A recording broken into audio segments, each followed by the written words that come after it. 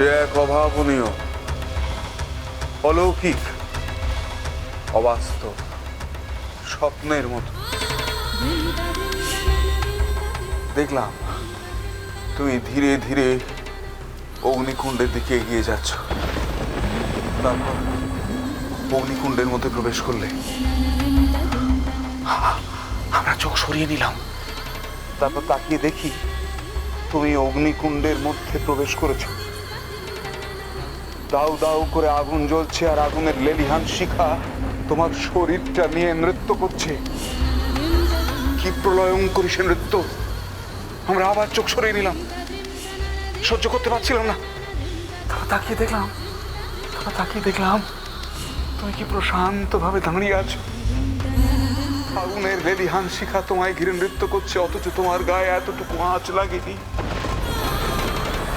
তারপর বিকট শব্দে আকাশের দিকে তাকিয়ে দেখি কালো মেঘে আকাশটা ছেয়ে গেছে।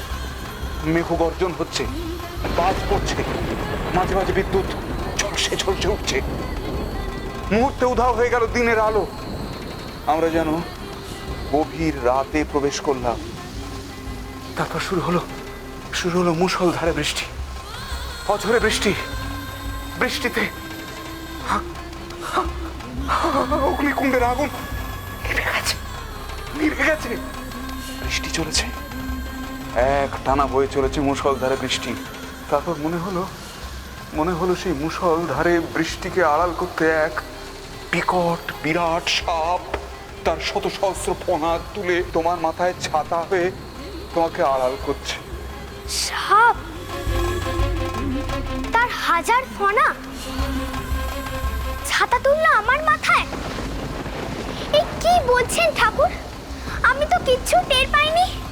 না না, এ হতে পারে না, এই কিছুতেই হতে পারে না, এই কিছুতেই হতে পারে না ঠাকুর, এই কিছুতেই হতে পারে না, এই কিছুতেই হতে পারে না ঠাকুর, এই কিছুতেই হতে পারে না।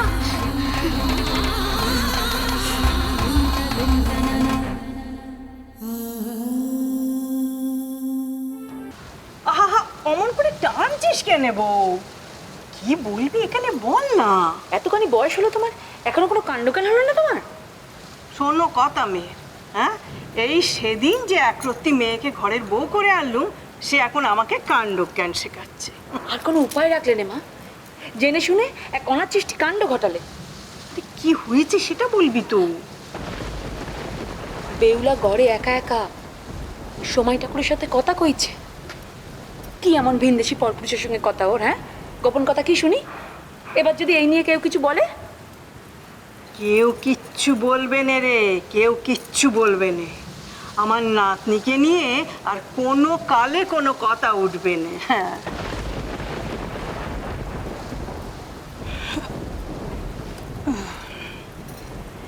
এত কি করে নিশ্চিন্ত হচ্ছ তুমি মা?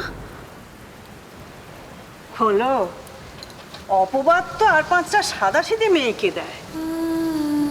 তুই দেবীকে গব্বে ধরেছিস। দেবীর কখনো অপবাদ দেয় মানুষে? হ্যাঁ, তাও কখনো হয়? অমন কথা বলো না মা, পায়ে পড়ি তোমার। বেউলাকে দেবী বলে আমার কাছ থেকে দূরে সরিয়ে দিও না মা। বেউলা যে আমার চোখের মনি, বেউলা যে আমার কাছ থেকে হারিয়ে যাবে। কাকে আমি আদর করবো মা? কাকে আমি শাসন করব? শাসন করিস নে বউ, শাসন করিস নে। তুই যে রত্নগব্ভা, অনেক পুণ্য করে এই মেয়েকে আমরা ঘরে পেয়েছি। ওকে মাথায় তুলে রাখলে দেবীকে যেমন তুষ্ট রাখতে হয়, ঠিক তেমনি।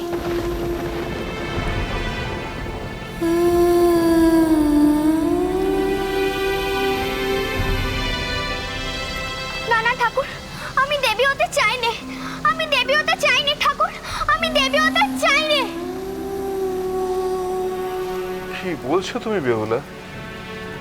কাল যারা তোমাকে গালমন্দ করেছে, তোমাকে মন্দ মেয়ে বলেছে বেহুলা নাচনি, সেই তারা আজ তোমার পায়ে পড়ছে, তোমার পায়ে লুটিয়ে পড়ছে, ক্ষমা চাইছে। তুমি কিনা বলছো বেহুলা? না ঠাকুর, আমি যেরকম মন্দ মেয়ে হতে চাই নে, সেরকম আমি দেবী হতেও চাই নে।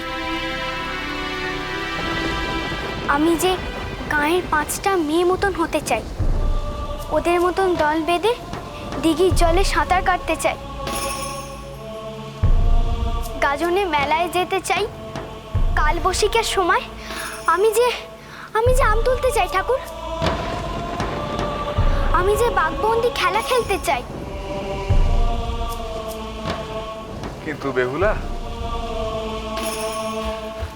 আপনার পায়ে পড়ি ঠাকুর, আপনি আমি দেবী বলে ডাকবেন না, আপনি আমি দেবী বলে ডাকবেন না, দেবী বলে ডাকবেন না। ছি ছি, এ কি করছো বেহুলা? আমি যে সামান্য মানুষ, তুমি আমার পায়ে হাত দিলে আমার যে ভারী অপরাধ হয়, আমাকে আর অপরাধী করো না মা। ঠাকুর, না মা, তুমি বললেও আমি শুনবো না। আমার মানব জীবন যে সার্থক হয়েছে মা, আমার যে দেবী দর্শন হয়েছে, সে কথা আমি সবাইকে জানাবো।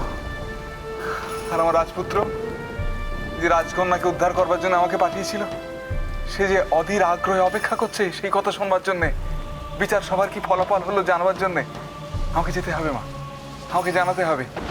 দেরি হয়ে গেছে, অনেকটা পথ। আমি যাই মা, আমি যাই মা। দাঁড়ান ঠাকুর।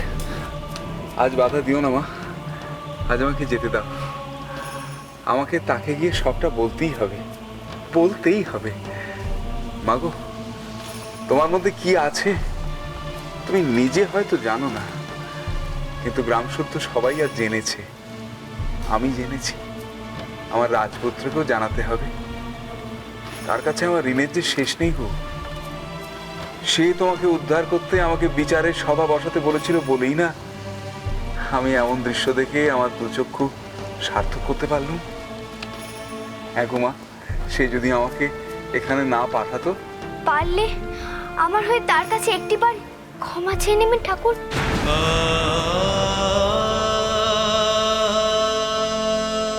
ক্ষমা? তোমার হয়ে ক্ষমা? কিসের ক্ষমা? আমি যে তাকে ভয় দেখিয়েছি, ভয় দেখিয়ে তাকে আমি এই গাঁও থেকে আমি তাড়িয়ে ছেড়েছি, তবু সে আমাকে উদ্ধার করলে, আমাকে বাঁচাতে বিচার বসালে। আমার যে খুব লজ্জা করছে ঠাকুর। তুমি তাকে ভয় দেখিয়েছিলে?